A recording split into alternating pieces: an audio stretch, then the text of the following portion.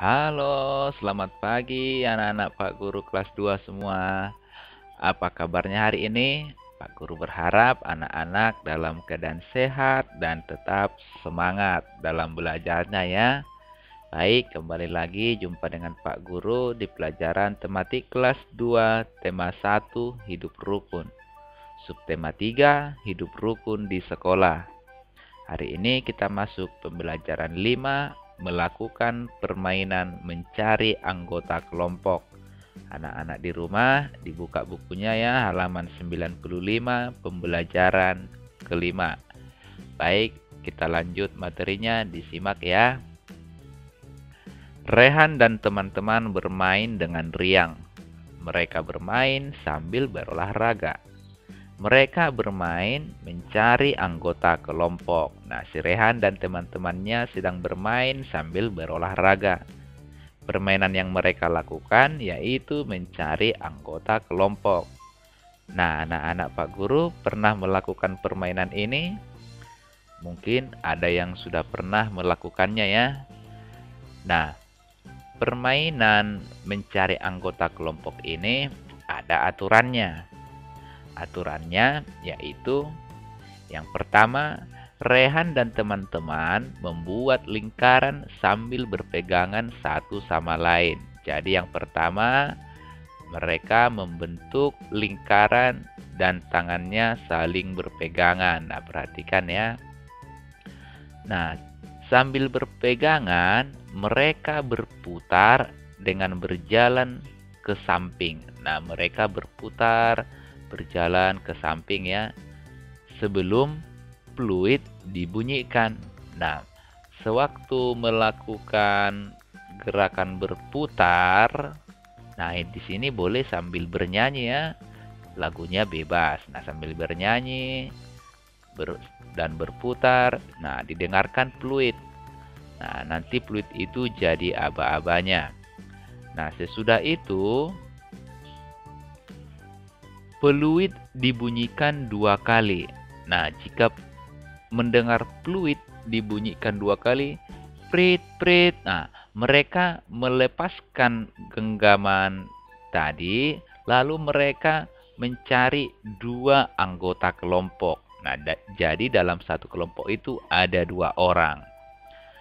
Nah, sesudah dapat pasangannya, yang tidak dapat pasangan atau yang tidak dapat kelompok yang tidak pas sesuai dengan bunyi fluid, bisa dapat hukuman atau sanksi. Boleh berlari, boleh menyanyi mungkin, atau menari.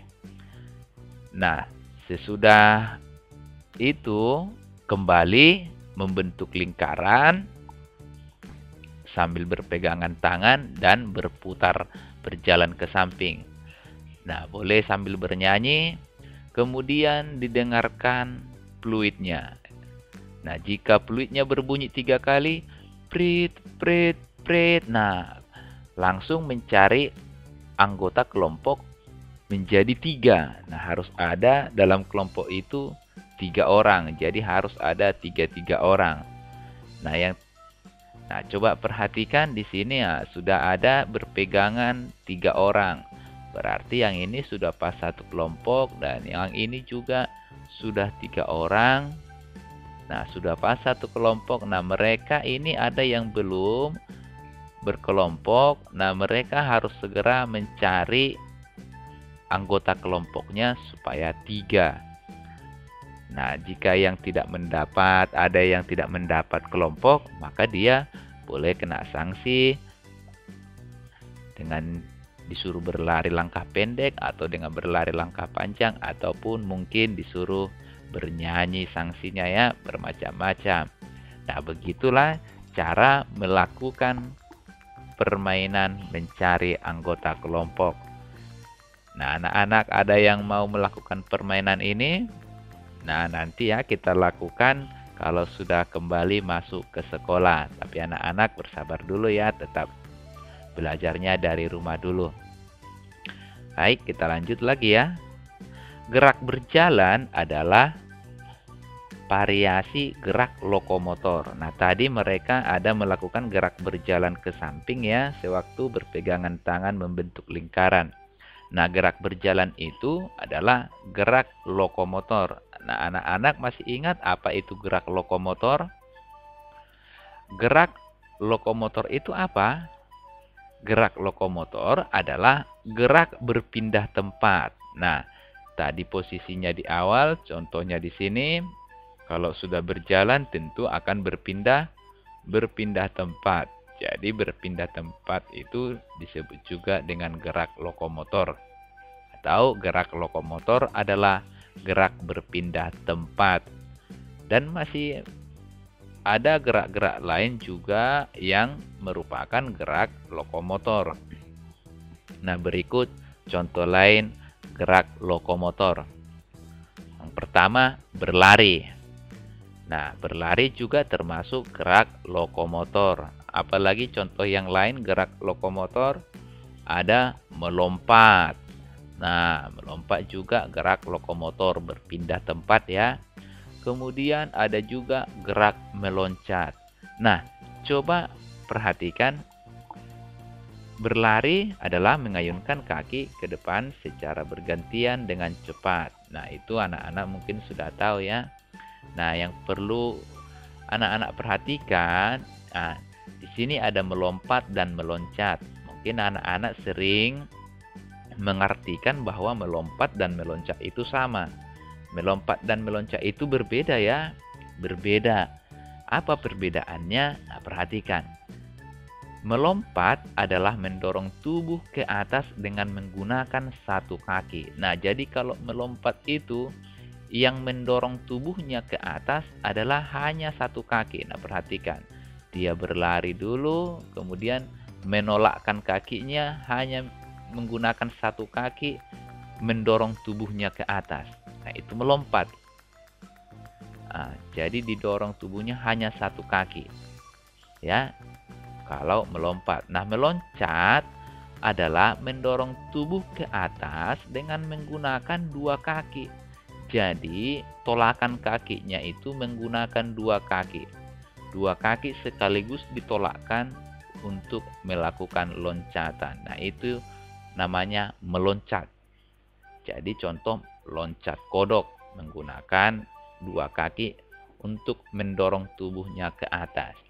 Itu berbeda ya, anak-anak Pak Guru, melompat dan meloncat. Nah, sekarang sudah tahu perbedaannya kan? Kalau melompat, yang menolakkan hanya satu kaki. Sedangkan meloncat, menolakkannya dua kaki. Jadi, itu perbedaannya ya, anak-anak Pak Guru, supaya dipahami. Nah, sampai di situ anak-anak sudah mengerti ya. Nanti boleh diulang videonya jika ada yang kelewatan. Baik, kita lanjut lagi ya. Saat bermain, Rehan dan teman-teman bermain dengan rukun. Nah, jadi bermain itu harus rukun ya. Tidak boleh saling mengejek. Kalau ada yang kalah, tidak boleh diejek ya. Lalu, jika ada yang terjatuh, harus ditolong. Nah, itu menandakan hidup rukun. Teman-teman Rehan berasal dari berbagai daerah. Rehan menghargai teman yang berasal dari daerah lain.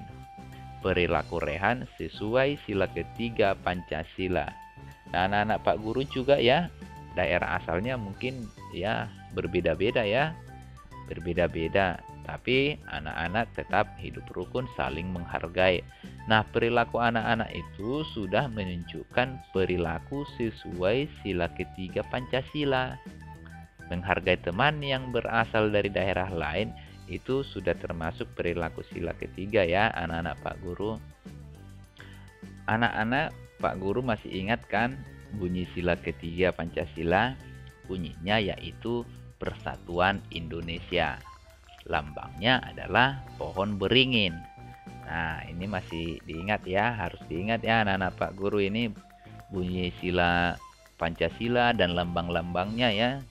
Harus diingat mulai dari sila pertama sampai sila kelima. Nah, contoh lain perilaku sesuai sila ketiga Pancasila, yaitu mempelajari kebudayaan daerah, mempelajari bahasa Indonesia, berbicara menggunakan bahasa Indonesia. Nah, itu termasuk perilaku sesuai sila ketiga Pancasila. Nah, pelajaran-pelajaran kita sebelumnya juga sudah pernah kita singgung tentang perilaku sesuai sila ketiga Pancasila. Jadi diingat itu ya anak-anak Pak Guru. Rehan dan teman-teman selesai bermain berolahraga. Perhatikan teks percakapan berikut ini. Nanti anak-anak di rumah boleh dibuka bukunya halaman 96. Di situ ada teks percakapannya ya. Baik, kita baca bersama. Permainan kita seru ya teman-teman, kata Rehan. Iya Rehan, jawab Ebo. Perhatikan, Bapak ingin bicara anak-anak, kata Pak Guru. Iya Pak, jawab anak-anak.